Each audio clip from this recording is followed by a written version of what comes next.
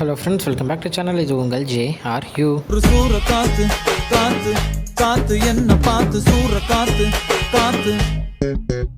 So இன்றைக்கி வீடியோவில் நம்ம தலைவரை பற்றி தான் பார்க்க போகிறோம். ஆமாங்க, நம்ம தலைவருடைய அடுத்த படம், அதாவது ஜெயிலர் 2க்கு அதுக்கு அடுத்த ஃபிலிம் வந்து பார்த்திங்கன்னா யார் கூட பண்ண போகிறாரு அப்படின்ற ஒரு ரூமர்ஸ் வந்து போயிட்டு இருந்துச்சு. ஸோ இந்த மாதிரி சுந்தர் சி சார் கூட ஒர்க் பண்ண போகிறாரு அப்படின்ற ஒரு நியூஸ் தாங்க.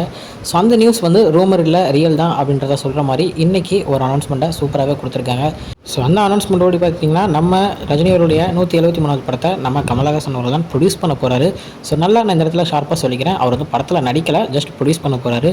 ஸோ படத்துடைய டேரக்டர் நம்ம சுந்தர் சி அப்படின்றத சூப்பராகவே அனௌன்ஸ் பண்ணியிருக்காங்க. ஸோ நம்ம சுந்தர் சி அவர்களும் ரஜினி சார் அவர்களும் பார்த்தீங்கன்னா 1997 அருணாச்சல மூவியில் ஒர்க் பண்ணியிருந்திருப்பாங்க. ஸோ ஒரு சூப்பரான ஒரு செம்ம ஹிட்டான ஒரு படத்தை நம்ம தலைவருக்கு கொடுத்தவர் தான் நம்ம சுந்தர் சி. ஸோ திருப்பி இத்தனை வருஷங்கள் கழிச்சு திருப்பி ஒர்க் பண்ண போகிறாங்க. ஸோ என்னை பொறுத்த வரைக்கும் படம் வந்து பார்த்திங்கன்னா எப்படி மேக்ஸிமம் காமெடிஸ் வந்து ஆட் பண்ணியிருப்பார். பட் இருந்தாலும் தலைவர் அப்படின்ட்டு வரும்போது கன்ஃபார்ம் கதைக்கு முக்கியத்துவம் கொடுத்துருப்பாரு. ஸோ செமையான ஒரு படமாக தான் இருக்கும் நான் நம்புகிறேன். ஏன்னா நம்ம கமல் ப்ரொடக்ஷனில் இப்படி ஒரு நான் டேரக்டர் வந்து கூப்பிட்டு வரேன், தலைவருக்கு டேரக்ஷன் அப்படின்ற போதே அது வந்து கரெக்டாக தான் பண்ணுவாங்க அப்படின்ற ஒரு பெரிய நம்பிக்கை எனக்கு இருக்குது. ஸோ சுந்தர் சி அவர்கள் நம்ம முதல்ல சொல்லணும்னா தமிழ் சினிமாவில் இந்த படம் எடுக்கும் போது நடந்த ப்ளூபர்ஸை ரிலீஸ் பண்ண முதல் டேரக்டர் நம்ம சுந்தர் சி தான். ஆமாங்க, நீங்கள் எதில் வேணாலும் போய் சர்ச் பண்ணிக்கோங்க, எதில் வேணாலும் போய் பார்த்துக்கோங்க, உங்களுக்கே தெரியும். 1997 வந்து அந்த அருணாச்சலத்தை படத்துடைய அந்த ஷூட்டிங் ஸ்பாட்டில் என்னென்ன நடந்துச்சு, பிகைண்ட் த சீன்ஸ் என்னென்ன ஆச்சு அப்படின்றத ப்ளூபர்ஸ் மாதிரி போட்டவர் நம்ம சுந்தர் சி. அதுக்கப்புறம் தான் ஒவ்வொருத்தராக ஃபாலோ பண்ணி இப்போ வரைக்கும் நிறைய பேர் அதை வந்து வீடியோவாக வருஷமாகவே ரிலீஸ் பண்ணுறாங்கன்னா பார்த்துக்கோங்க. ஸோ இது எல்லாத்துக்குமே ஒரு ட்ரெண்டிங்காக ஸ்டார்ட் பண்ணி விட்டது நம்ம சுந்தர் சி அவர்கள் தான்.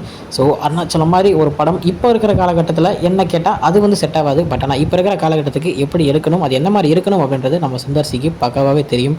அதுவும் நம்ம தலைவர் அப்படின்ட்டு வரும்போது அவரை வச்சு என்ன மாதிரி ஒரு கதை கொடுக்க முடியும் அப்படின்றதும் அவருக்கு தெரியும். ஸோ வெயிட் பண்ணி பார்ப்போம். நவம்பர் 7 எனக்கு தெரிஞ்சு படத்துடைய டைட்டில் இல்லை வேறு ஏதாச்சும் சின்னதாக ஒரு அனௌன்ஸ்மெண்ட் வீடியோ மாதிரி வரலாம். ஸோ அதுக்கு தான் நான் வெயிட்டிங்கில் இருக்கேன். ஸோ அன்றைக்கி வந்த உடனே படத்தை பற்றின ஒரு டீட்டெயில் தெரியும். ஸோ தெரிஞ்ச உடனே அன்றைக்கி என்ன சொல்கிறாங்க அப்படின்றத மறக்காமல் நம்ம வீடியோவில் பார்க்கலாம்.